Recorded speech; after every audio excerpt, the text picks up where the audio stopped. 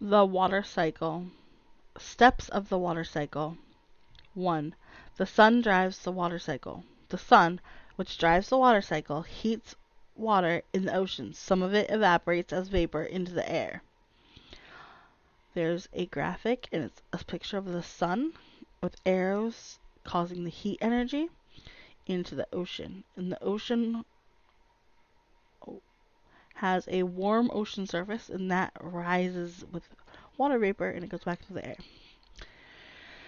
Evaporation. When the sun heats up water in rivers or lakes or the ocean and turns into vapor or steam, the water vapor or steam leaves the river, lake, or ocean and goes into the air. So there's pictures of like liquid bubbles, and they've got arrows that turn it into gas. A relatively smaller amount of moisture is added as ice and snow subclimate directly from the solid state into the vapor. Sorry, she spelled that wrong.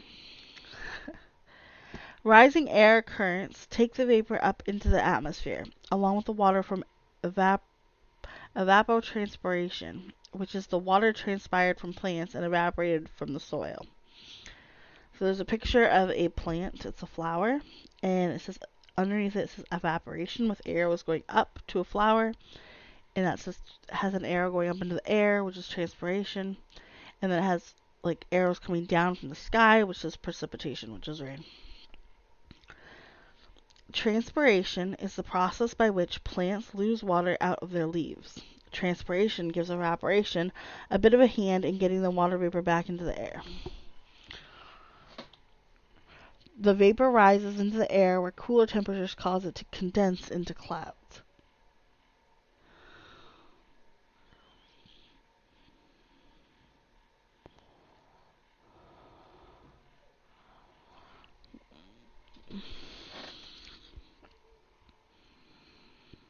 Condensation. Water vapor in the air gets cold and changes back into liquid, forming clouds.